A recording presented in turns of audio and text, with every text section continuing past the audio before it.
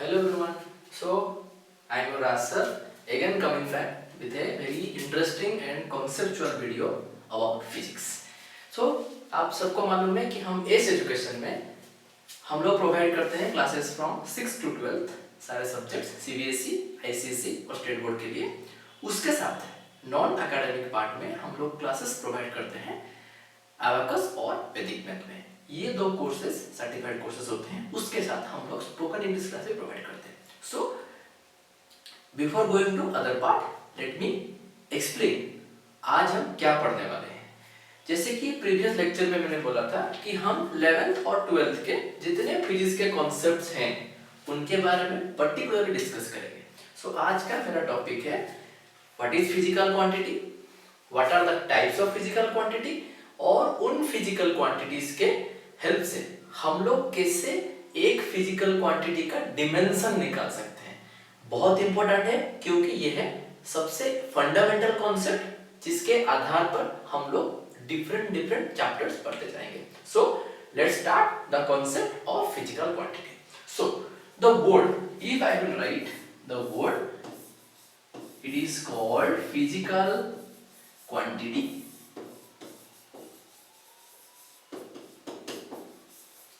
So let me explain what is the meaning of quantity। अगर मैं पूछूं, सबको मालूम है जिससे हम मेजर कर सकते हैं, उसको डायरेक्टली मेजर कर सकते हैं। जैसे कि मैं आपको बोलूंगा कि आप बाजार में जाइए 1 किलो आलू खरीद के लाइए। सो आप जाएंगे, वेंडर को बोलेंगे कि मुझे 1 किलो आलू चाहिए। सो वेंडर क्या करेगा, वो अपने फिजिकल बैलेंस को ले लेगा, एक साइड रख लेगा अपना वेइंग मेजरमेंट्स, दूसरा रख देगा आलू। The moment the needle will be at the centre, आपको मालूम पड़ा कि आपको 1 किलो का आलू मिल रहा है।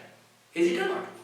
बट अगर मैं आपको पूछूंगा कि जब एयरप्लेन ट्रैवल करते हैं इन एयर, तो उनको कैसे मालूम पड़ता है कि फ्रंट में कितने दूर पर एक एयरप्लेन है, एक बर्ड है, या फिर मुझे पाथ कहां से चेंज करना होता है।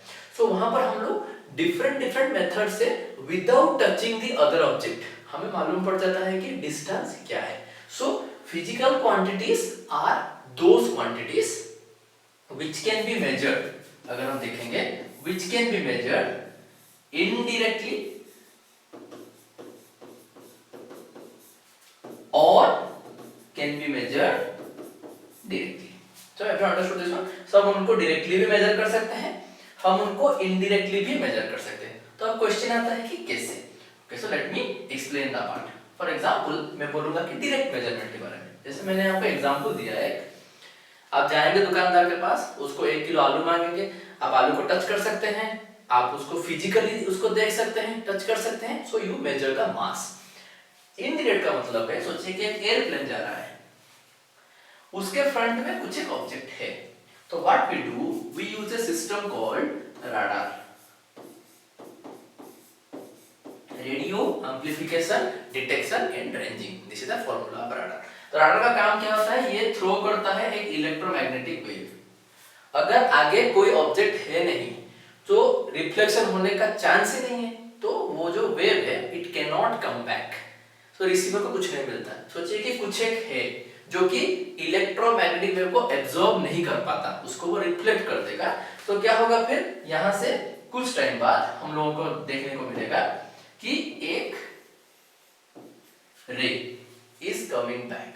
सो हमको इस इलेक्ट्रोमैग्नेटिक वेव का वेलोसिटी मालूम है, हम अब मालूम कर लिए कि कितना टाइम लग रहा है उस वेव को आने में जाने में। So by using the simple formula v equal s t हम कैलकुलेट कर पाते हैं कि कितने दूर में वो ऑब्जेक्ट है। This is the indirect approach of measuring a physical quantity. यहां पर हम लोग क्या मेजर किए, हम लोग यहां पर मेजर किए सिंपली डिस्टेंस। सबको समझ में आ रहा है?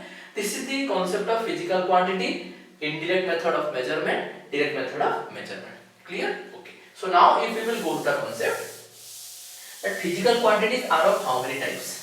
So basically physical quantities depends on again two factors. One factor is how many physical quantities are independent of other physical quantities. कितने physical quantities हैं जो कि अपने आप को रिप्रेजेंट करने के लिए they don't depend on anyone. या फिर कुछ फिजिकल क्वांटिटीज हैं, या फिर हम बोल सकते हैं कि बहुत सारे फिजिकल क्वांटिटीज कैटेगरी में आते हैं जो कि डिपेंड करते हैं अदर फिजिकल क्वांटिटीज के ऊपर to represent themselves. That's why basically physical quantity is divided into two categories. So physical quantity I can write like this, divided into two categories. If I will write first one, it is called fundamental physical quantity, जो कि एक category है, और एक आ गया जिसे हम बोलते हैं डिराइव्ड फिजिकल क्वांटिटी। समझ में आ रहा है सबको? So first one we got that this is fundamental, then next one we got that this is the derived one. This is fundamental, this is the derived one. So पहले समझते हैं कि फंडामेंटल का मीनिंग क्या है। Okay, so see for example when you joined in your primary section of your education, LKG में join किए, UKG में ज्वाइन किए, आपको पहले जो टीचर्स थे आपके, वो लोग आपको पहले पढ़ाना सिखाए कि अल्फाबेट्स होता क्या है, फिर आपको दिखाए कि ए फॉर एप्पल होता है, बी फॉर बॉल होता है, तब जाके आप वर्ड सीखना शुरू किए। वर्ड सीखने के बाद आपने सारे वर्ड्स को मर्ज किया, एक सेंटेंस बनाना सीखे। सेंटेंस बनाने के बाद आपने सब चीज को एक साथ जोड़कर आपने पैराग्राफ लिखा, then you are now able to read the books. So अगर आप पूरा बुक पढ़ पा रहे हैं या लिख पा रहे हैं, बट अगर आप सोचेंगे कि मैं पूरा बेस को चला जाऊं, वो बुक भी आप इसलिए लिख पा रहे हैं क्योंकि आपको अल्फाबेट्स मालूम है। सिमिलरली फिजिक्स में fundamental physical quantity is like alphabet. इसको ना समझ के we can not move further. So हमें पहले सीखना है कि what is the meaning of fundamental physical quantity. Let me explain. As I said you, this is the basic. So fundamental physical quantities are those physical quantities. Fundamental physical quantities are those physical quantities which does not depend on other physical quantities to represent themselves. जैसे मैंने बोला था, अपने आप को represent करने के लिए वो किसी और फिजिकल क्वांटिटीज के हेल्प नहीं मांगते। जैसे कि they are independent of other physical quantities, जैसे कि आप जा रहे हैं रास्ते में and you are already in a job, you are earning good, आपको मन किया कि ये एक ड्रेस मुझे अच्छा लग रहा है, थोड़ी ना आप कॉल करके अपने पेरेंट्स को पूछेंगे कि यार मैं टी शर्ट खरीदूं क्या। सो आप जाते हैं और खरीद लेते हैं। सोचिए कि जब आप स्कूल में हैं, आप जा रहे हैं रास्ते में और आपको एक टी शर्ट अच्छा लगा या शू अच्छा लगा या वॉच अच्छा लगा, आपको पेरेंट्स को बोलना पड़ता है बिकॉज आप आज पेरेंट्स के ऊपर डिपेंडेंट हैं। बट जो मैं फंडामेंटल के बारे में बोल रहा हूँ, दिस इज लाइक कि आपका जॉब है, आप इनकम कर रहे हैं, आपका मन किया, आप गए शोरूम में, आप खरीद लिए, you are independent. Derived physical meaning क्या है? जो केस मैंने बोला, you are depend on your parents. So this is the concept. These are the physical quantities जो क्या करते हैं, either they depend on fundamental directly हो सकता है, या फिर they depend on some other derived quantity. Understood this one? समझ में आ रहा है कि ना? हो सकता है कि derived quantities directly depend करें fundamentals के ऊपर, या फिर depend करें किसी और derived quantities के ऊपर, but depend तो करेंगे। आप अपने पापा से मांगिए टी शर्ट शू, या अपने अंकल से मांगिए, या अपने मामी से मांगिए, आप तो डिपेंडेंट हैं। This is the logic of this. So अब चलते हैं नेक्स्ट कि how many types of fundamental physical quantities are there. Okay, so if I will write here, so let me write the names and you have to remember them, all 7 fundamental quantities which we are going to study now. Kindly remember them because you have to remember them because it is very necessary. So there are 7 fundamental physical quantities are there. Okay, first one is mass, second one is length, third one is time, fourth one is temperature, समझ में आ रहा है? Next one is electric current,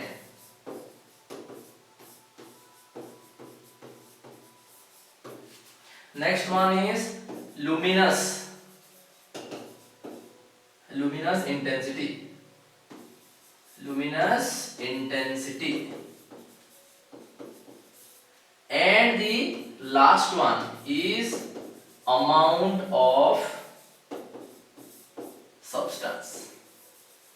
So these are the 7 fundamental physical quantities जो आपको याद रखना है. They don't depend on anyone. कैसे नहीं करते, क्यों नहीं करते, उसका मैं इंडिविजुअल वीडियो बनाऊंगा, थोड़ा लंबा हो सकता है. सो वहां पर मैं एक्सप्लेन करूंगा कि इन लोगों को हम क्यों लेते हैं और बाकियों को हम लोग क्यों नहीं लेते. So mass, length, time, temperature, electric current, luminous intensity and amount of substance are called as 7 fundamental physical quantities. Everyone clear? Okay. Now let us discuss about the concept called derived physical quantity. So अगर हम यहाँ पर लिखेंगे कि derived physical quantity, so derived physical quantity, there are many. There is no specific number. Most of the physical quantities except the 7, and there are 2 supplementary quantities are there. उनको छोड़ के बाकी सब के सब इस कैटेगरी में आते हैं. तो जैसे कि नाइ विल एक्सप्लेन कि क्यों. सोचिए कि मेरे पास है वेलोसिटी. हमें मालूम है कि वेलोसिटी का फॉर्मूला आता है डिस्प्लेसमेंट डिवाइडेड बाय टाइम. अगर आप देखेंगे, if you look at the part, velocity depends on displacement. मतलब डिस्प्लेसमेंट किस कैटेगरी में आता है? डिस्प्लेसमेंट आता है लेंथ के कैटेगरी में, हां कि ना. And time itself is a fundamental physical quantity. आप देख सकते हैं वेलोसिटी डायरेक्टली डिपेंड कर रहा है लेंथ के ऊपर, डायरेक्टली डिपेंड कर रहा है टाइम के ऊपर. तो ये डिपेंड तो किया. डिपेंड किया मतलब आप डायरेक्टली पापा से मांग रहे हैं कि मुझे टी शर्ट चाहिए, ड्रेस चाहिए, मुझे ये सब चाहिए वगैरह वगैरह. अब आइए दूसरे केस में. सोचिए कि मैं लिखूंगा कि यहाँ पर है एक्सेलरेशन. हमें मालूम है acceleration equal to velocity by time. मैं वेक्टर सिंबल नहीं दे रहा हूँ. अगर आप चाहते हैं तो you can give vector symbol also. Now look at this part. What is happening here? If you will look at the part, this acceleration now depends on velocity and depends on time. Is it or not? अगर आप देखेंगे velocity is not a fundamental quantity. मतलब यहाँ पे acceleration directly depend किया एक derived के ऊपर, एक fundamental के ऊपर. समझ में आ रहा है? यहाँ पर वेलोसिटी डिपेंड करता है टोटली फंडामेंटल के ऊपर. ये एक केस है यहाँ पर एक डिराइव्ड फिजिकल क्वांटिटी डिपेंड करेगा पूरी तरह से फंडामेंटल के ऊपर. दूसरे क्वांटिटी में क्या आता है? डिपेंड कर सकता है एक फंडामेंटल के ऊपर, एक डिराइव्ड के ऊपर. हो सकता है कि एक क्वांटिटी पूरी तरह से डिपेंड करे टोटली डिराइव्ड के ऊपर. बट द प्रॉब्लम इज और the concept here we can understand is, जब आप इसको सॉल्व करेंगे, सोचिए कि आप अब सोच रहे हैं कि हम इसको सॉल्व करते हैं, तो क्या मिलेगा आपको? Acceleration in place of velocity what I can put s by t. तो मुझे क्या मिल गया? s by t square. जब आप इसको सॉल्व किए आपको क्या मिला? जैसे बोलते हैं ना कि विक्रम बेताल की स्टोरी हम लोग सब पढ़ते हैं. बेताल को मालूम है कि विक्रम फिर से आएगा उसे पकड़ने, फिर भी वो उसको स्टोरी सुनाता है. स्टोरी सुन के विक्रम को मालूम है कि मैं उस पजल का आंसर दे दूंगा, लेकिन फिर भी वो चुप रहने की कोशिश करता है, फिर भी आंसर लास्ट को दे देता है.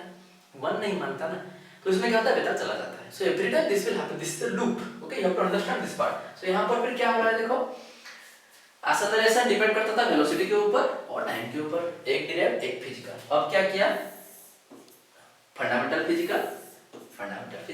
सो आप बुक पढ़ लीजिए, आप नोबेल लिख लीजिए, या आप बड़े एक राइटर बन जाइए, एट दी एंड तो आपको अल्फाबेट आना ही पड़ेगा. सो आप जो भी क्वांटिटी लीजिए एट दी एंड अल्फाबेट्स मतलब फंडामेंटल फिजिकल क्वांटिटीज में ही वो रिप्रेजेंट किए जाते हैं. That means they depend on fundamental physical quantities always. This is the concept of physical quantity, fundamental and derived. Next video में I will discuss about how to find dimensions. Thank you.